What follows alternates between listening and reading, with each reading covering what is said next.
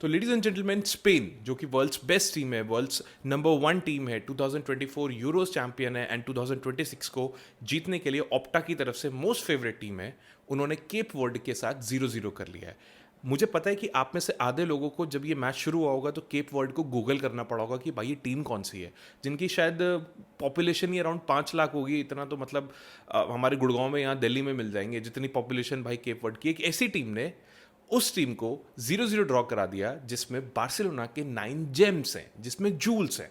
अब इससे पहले कि आप लोग बोलो कि यार अब नेक्स्ट क्या होगा, मैं आपको बता देता हूँ नेक्स्ट क्या होने वाला है। शाम तक एक बहुत ही बढ़िया फैंटास्टिक प्रेस कॉन्फ्रेंस आएगी जिसमें लपोर्ता आपको मिलेंगे टाइट सूट में बढ़िया एकदम बैठे हुए, कि जो कल हुआ है स्पेन में, इसके पीछे फ्लोरेंटिनो पेरेस का हाथ है। ये फ्रैंको की कंट्रोवर्सी है, ये फ्रैंको की कॉन्स्पिरेसी है, जिसकी वजह से हमें इस तरीके से परेशान किया गया स्पेन नेशनल टीम में। इवन दो रियल मैड्रिड का वहाँ कोई भी प्लेयर नहीं था, बट स्टिल ये रियल मैड्रिड की गलती है और हम इसके लिए हेवियर टेबास के साथ मिलकर एक लॉ सूट फाइल करेंगे। एंड मैं सोशियोस से भी बोलूँगा कि हमें अब ये जो कॉन्स्पिरेसी चल रही है इससे बचने के लिए हमें और ज़्यादा जो चीज़ें हैं अपनी स्पेनिश नेशनल टीम में भेजनी पड़ेंगी, और ला मसिया के जो प्लेयर्स हैं वो वहाँ पे भेजने पड़ेंगे। एंड उनको प्रिपेयर कराने के लिए मुझे 2 बिलियन का बजट चाहिए, क्योंकि वो सारा जो पिछला बजट था वो मैंने हेवियर टेबास और जो रेफरीज हैं उन सब हैं उनके पैनल को फीड करने में लगा दिया है। बिकॉज जब स्पेन जीतती है तो वो ला मसिया का डीएनए हो जाता है, एंड जब स्पेन या तो हार जाती है या ड्रॉ कर जाती है, it's real Madrid fault. And I am telling you, कुछ ऐसा ही जो है आपको बाद में किसी ना किसी जो स्पेनिश फैन है उनकी तरफ से मिल जाएगा। मतलब क्या ही मैच था भाई, 27 के करीब शॉट इन्होंने मारे, 80% पोजीशन रख के बैठे हैं। उसके बाद बढ़िया बढ़िया पासिंग पे पासिंग, पासिंग पे पासिंग, एज यूजुअल टिकी टाका यहाँ पे चल रहा है। 0 एंड प्रोडक्ट, 0-0 जिसको बोलते हैं। मतलब मैंने लाइव वॉच अलॉन्ग करने की कोशिश करी, मैंने वॉच अलॉन्ग करा भी। अगर आप जाके चेक करोगे 70-75 मिनट्स तक मुझे नींद आने लग गई। मैं एक्चुअली में लाइव स्ट्रीम जो है बंद करके 70 मिनट्स के बाद सो गया। ये थी आपकी स्पेन की परफॉर्मेंस, ये थी उस टीम की परफॉर्मेंस जिसमें 0 रियल मैड्रिड प्लेयर्स हैं। एंड उसके अलावा आप बाकी टीमों की परफॉर्मेंस भी कहीं ना कहीं देख रहे हैं जहाँ पे रियल मैड्रिड के प्लेयर्स भी गए हुए हैं। बट ठीक है, मैं उन टीमों की तो बात ही नहीं करने आया हूँ। आज के इस वीडियो में हम जो है सिर्फ स्पेन की बात कर रहे हैं, तो स्पेन के बारे में बात करेंगे।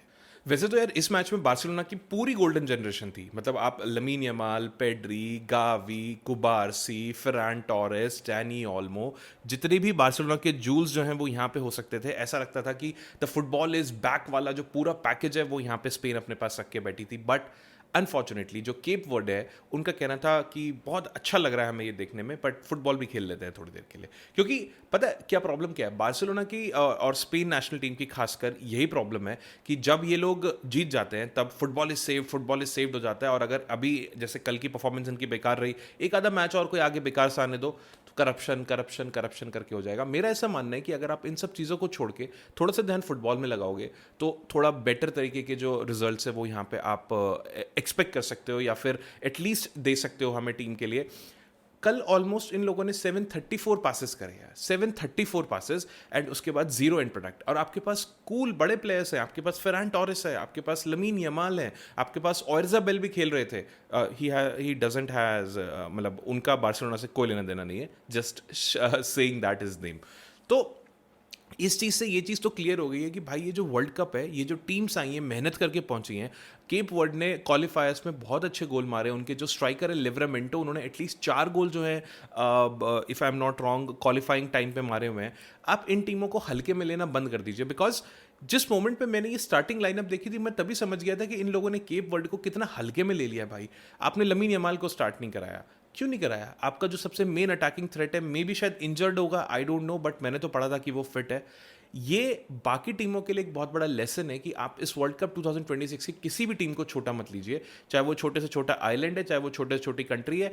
अभी ऑस्ट्रेलिया ने आपको दिखा दिया। ऑस्ट्रेलिया ने हमारे मतलब रियल मैड्रिड फैंस के लिए भी मैं बोल रहा हूँ, जो आर्दा गुलर को मतलब हम इतना अच्छा प्लेयर मानते हैं, उसकी टीम को पेल दिया, ख़त्म कर दिया बिल्कुल। और 0 एक्सपेक्टेशन जो थी वो यहाँ पे थी। तो मतलब आप खुद ही सोच के देखो कि अगर ऑस्ट्रेलिया जैसी टीम जो है वो ये कर सकती है, तो केप वर्ड तो भाई एफकॉन में खेलता है, एफकॉन की 3rd-4th बेस्ट टीम है वो। एफकॉन जो है बहुत ही कंपेटिटिव जो है टूर्नामेंट होता है, वहाँ की खेली हुई टीम्स को आपको बिल्कुल भी हल्के में नहीं लेना चाहिए। मेरा फेवरेट प्लेयर जो कल की टीम में था, मैं जिसको कल बहुत ज़्यादा मिस कर रहा था, वो था मेरा रॉड्री। मुझे पता है आधे रियल मैड्रिड फैन जो हैं एकदम रॉड्री के नाम का हे भगवान हे भगवान हे भगवान, रॉड्री आ जाता रॉड्री आ जाता। आई होप आप लोगों ने कल आंखें खोल के रॉड्री की परफॉर्मेंस देखी होगी, शायद एक आधा चांस जो है भाई ने क्रिएट करा होगा। उसके अलावा मुझे कहीं नहीं नहीं मुझे दिखा इकलौता प्लेयर था जो जो जर्सी को टक इन करके खेलता है, तो मुझे अलग ही लेवल पे दिख रहा था कि हाँ ये रॉड्री जो है इस मैच को खेल रहा है। मतलब आप ये सोच के देखो कि मुझे याद आ रहा है कि शायद जो 2018 का वर्ल्ड कप था जो रशिया वाला, जिसमें रशिया में स्पेन का जो मैच था रशिया के अगेंस्ट, उसमें शायद इन्होंने 1034 पासेस करे थे, if I am not wrong, 1000+ passes थे। ये वो मैच तब भी हार गए थे, पेनल्टीज पे रशिया ने इनको हरा दिया था। स्पेन को, बाकी लोगों को जो टिकी टाका फुटबॉल के फैन है, इनको ये बात समझनी पड़ेगी कि पासिंग जो है वो आपको कभी भी सारे मैचेस नहीं जिता पाएगी। भाई अगली टीम पाक द बस करके बैठ जाएगी तो आप क्या करोगे, जो कि कल केप वर्दे ने यहाँ पे कर दिया। तो उस तरीके के मोमेंट्स में आपको इसी तरीके के जो मैचेस है वो देखने को मिलेंगे, जहाँ पे आप इंटरनेशनल लेवल पे ह्यूमिलिएशन तो कहीं ना कहीं देखोगे, और एंड ऑफ द डे आप करप्शन भी चिल्ला सकते हो। एक भी रियल मैड्रिड का प्लेयर नहीं था यहाँ पे, एक भी रियल मैड्रिड का, मतलब कारवा मुझे लगता था शायद ले सकते थे भाई, एक एक्सपीरियंस प्लेयर को अपने पास रख लेते, फुली फिट था बेचारा। रियल मैड्रिड में भी आधे मोमेंट्स उसने खेले नहीं, मतलब मैं अगर होता यहाँ पे तो मैं उसको चाहे टीम का पार्टी बना लेता, चाहे मैं स्टार्ट ना कराता, बेंच पे जरूर रख देता। मे बी जो नए नए बच्चे हैं उनको यहाँ पे मौका मिलता, उनको एक्सपीरियंस से सीखने का मौका मिलता ना। आपने कारवा को लिया, शायद डीन हाउसन को लिया था वो एक्स्ट्राज में, बट वो ऑलरेडी इंजर्ड हो गया तो वो तो बाहर हो गया। आप गोंजालो गार्सिया को ले सकते थे। गोंजालो गार्सिया इतनी फंटास्टिक फॉर्म में चल रहा था, इतने अच्छे गोल्स उसने स्कोर करे। आप उसका मिनट एंड गोल का रेशियो अगर आप करके देखो तो मुझे ऐसा लगता है कि वो इस टाइम पे one of the best striker of in Spain है। जिस तरीके के चांसेस कल आप क्रिएट कर रहे थे, आपको एक्चुअली में एक पोचर स्ट्राइकर की जरूरत थी, जिस तरीके का गोंजालो गार्सिया आपके लिए करता। बट अनफॉर्चुनेटली आपका जो बार्सिलोना कोटा चलता है, उस कोटे के हिसाब से आपको फ्यूंते को जो अपने लेने होते हैं प्लेयर्स, वो उन्होंने वहाँ पे कल करके दिखा दिया। And the good part is that कि मुझे चीज़ देख के बहुत अच्छा लगा कि उनको भी ये चीज़ समझ में आ गई कि मैड्रिड प्लेयर्स ना लेना कोई मैड्रिड के लिए कोई लॉस नहीं है, बल्कि ये आप ही लोगों के लिए लॉस है। मतलब आप अगर कल का मैच, अब रियल मैड्रिड फैंस एटलीस्ट ये तो बोल सकते हैं यार हम तो इनोसेंट हैं, हमें नहीं पता क्या हो रहा है क्या नहीं, ये तो भाई देख लो आप लोग, हम तो क्या कर सकते हैं। बट ये बाकी सब लोगों के लिए एक बहुत बड़ा फैक्ट चेक है, बहुत बड़ा मतलब एक तरीके से रियलाइजेशन है कि जो फुटबॉल है उसको पॉलिटिक्स से दूर रखना चाहिए। वहाँ पे रियल मैड्रिड बार्सिलोना को छोड़ दो यार, वहाँ पे से स्पेनिश नेशनल टीम को देखो। But unfortunately the problem is that कि ये जो सारी चीज़ें ये इतना ज़्यादा अंदर घुस चुकी है कि अब अगर आप ये सब चीज़ें बोलने लग जाओगे तो आप करप्ट हो, करप्शन चल रही है, ये हो रहा है। एंड मुझे ऐसा लगता है कि जो कल का मैच था, अगर आप कल का मैच दोबारा भी देखो, अगर आप हाईलाइट्स भी देखो, तो मुझे ऐसा लग रहा था कि प्लेयर्स का जैसे ना मन ही नहीं कर रहा था खेलने का। अगर आप केप वर्द को देखो, केप वर्द के जो प्लेयर्स थे भाई, इंटेंसिटी, प्रेसिंग, पीछे तक एकदम लौंडे, पूरा दिलो जान सब कुछ उन्होंने लगा दिया। उनके लिए तो बहुत बड़ी विन है, उनके लिए ड्रॉ नहीं है। ये जो लर्निंग, ये जो एक्सपीरियंस, ये जो मोटिवेशन लेके जाएंगे भाई, कुछ पता नहीं है कहीं नॉकआउट वॉकआउट तक ना पहुंच जाए। अभी तो खैर बहुत लंबा रास्ता है, स्पेन के लिए भी बहुत लंबा है, उनके लिए भी बहुत लंबा है। बट अनफॉर्चुनेटली स्पेन ने जो ये स्टार्ट करी, वैसे इनके लिए कुछ नया नहीं है। वो नीदरलैंड से भी पहले मैच में 5-1 पिल गए थे जब रॉबिन वैन पर्सी ने, द फ्लाइंग डचमैन ने गोल मार दिया था। तो वो वाला टूर्नामेंट भी इनके दिमाग में होगा जहाँ पे ये तो ग्रुप स्टेज से बाहर हो गए थे, और अभी आगे भी पता भी नहीं है, क्योंकि अगर इसी तरीके की परफॉर्मेंस रहेगी, मतलब आप सोचो, मुझे ऐसा लगता है कि ओयरज़ाबेल ने शायद शुरुआत के 30 मिनट में तो मैंने उसको देखा भी नहीं कि उसने बॉल भी किक करी हो, या पता नहीं बॉल कहीं टच भी कर दी हो। एंड ओयरज़ाबेल आपका स्ट्राइकर खेल रहा है, no disrespect to him, is a good player, वो अच्छा खेलता है सोसिएडाड के लिए। बट जब पूरी टीम का कॉम्बिनेशन ही ऐसे चलेगा तो अकेला ओयरज़ाबेल ही क्या करेगा। मैंने फेरान टोरेस को बीच बीच में कुछ कुछ चांसेस मिस करते हुए देखा। मैंने पेड्री को जरूर, मैंने पासेस ठीक पासेस, अब उसका काम ही क्या, उसका काम है पास करना, वो बेचारा पास कर दे रहा है। अब आगे गोल बनना है कि नहीं बनना वो तो अलग चीज़ है। बट जो सबसे अच्छा प्लेयर यहाँ पे कल खेला, वो रियल मैड्रिड का नया प्लेयर जो कि अब स्पेनिश टीम में आ गया है, कुकुरेया। कुकुरेया ने भाई ऑफेंस डिफेंस मतलब अपना फुल बैक वाला जो रोल था वो यहाँ पे ढंग से प्ले करा। अगर आप कल का मैच उठा के देखोगे तो वो चांसेस भी क्रिएट कर रहा था। ऑब्वियसली एक दो शॉट लिए उसने जो वो तो बिल्कुल ऐसे रामोस से इंस्पायर होकर मारे थे, बट उसके अलावा अगर आप देखो, पासिंग कर रहा था, ड्रिबलिंग कर रहा था, डिफेंडिंग कर रहा था, आपके लिए क्रॉसेस भी बना रहा था, चांसेस भी बना रहा था, तो कुकुरेया ने सब कुछ करा। तो जिन लोगों के दिमाग में कुकुरेया को लेके थोड़ा सा डाउट था, मतलब मेरे दिमाग में डाउट तो नहीं है, बट मैं बोलूँगा कि मैं बहुत न्यूट्रल हूँ साइनिंग को लेके। मतलब अच्छा प्लेयर आया, नो डाउट, 8 आउट ऑफ 10 मैं दे दूंगा। बट वो जो पास्ट रहा है ना, मैं पास्ट को भूलता नहीं हूँ। मतलब बार्सिलोना अकेडमी ला मसिया से निकला हुआ लौंडा जो कह रहा है मैं मड्रिड जाने से अच्छा अपने बाल सेव कर लूंगा, और फिर आप मड्रिड ही आ जाते हो। तो वो सब वगैरह वाली चीज़ें, मतलब मुझे not saying any negative manner या किसी उसमें, बट ठीक है, मतलब थोड़ा सा दिमाग में रहता है। हाँ, तो मैं सारे स्पेनिश नेशनल टीम के फैंस को बताना चाहता हूँ कि आपके लिए टीम में जो सबसे ज़्यादा चीज़ें किसी भी आदमी ने करी, वो रियल मैड्रिड प्लेयर ने करी है।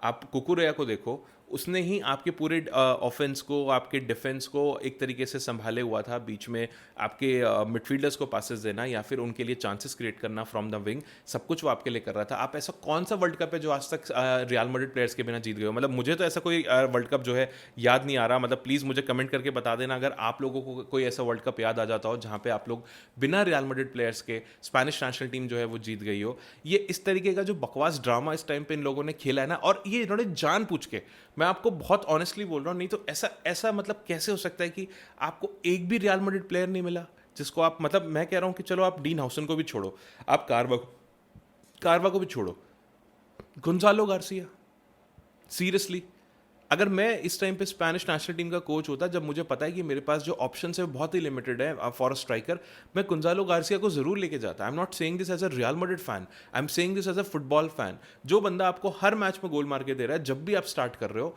वो आपके लिए खेल रहा है वहां पे। आप गावी को मौका दे रहे हो, गावी इंजर्ड था भाई, कितने मिनट्स खेले हैं गावी ने, आपने किस बेसिस पे उसको पिक करा है?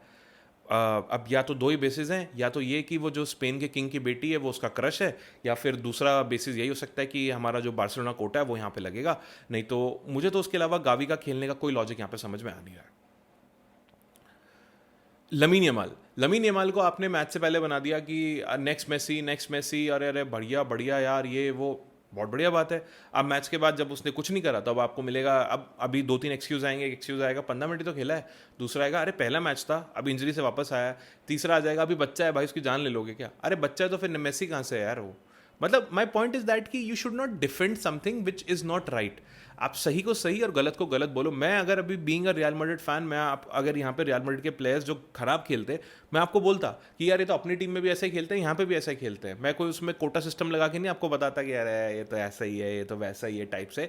बट अनफॉर्चुनेटली कुछ टीमों की और कुछ प्लेयर्स की आदत यहाँ पे बन गई है, पर सुधर जाएगी, क्योंकि मुझे ऐसा लगता है कि कल का मैच देखने के बाद ये वर्ल्ड कप जो है बहुत सारे लोगों के लिए फैक्ट चेक कर देगा, बहुत सारे लोगों के लिए जो रियलिटी है वो चेंज कर देगा, और करनी ही पड़ेगी भाई, क्या करें। क्योंकि अगर आप रियल मैड्रिड प्लेयर्स के बिना वर्ल्ड कप जीतने की सोच रहे हो,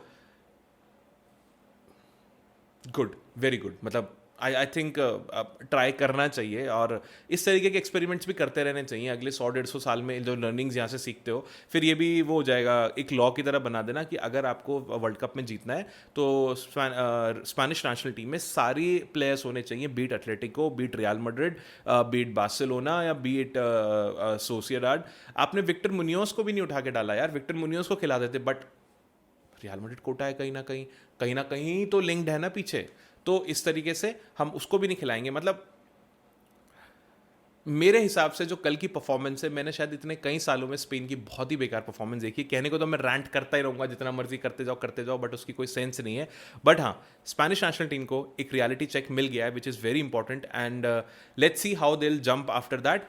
मुझे पता है कि बहुत खास वीडियो नहीं थी, मैंने तो बस ऐसे ही उठा, तो मैंने कहा थोड़ा सा स्पेन के बारे में बात करते हैं। बाकी रेस्ट जो हमारे वाली वीडियो है, मैं डेफिनेटली रियल मैड्रिड की साइनिंग्स के ऊपर कुछ 5-6 पॉइंट्स में आपको बताऊंगा कि किस तरीके से क्या हो रहा है, वो नेक्स्ट आएगी आजकल में।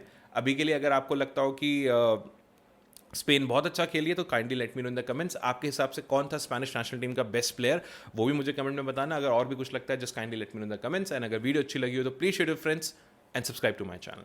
Thank you.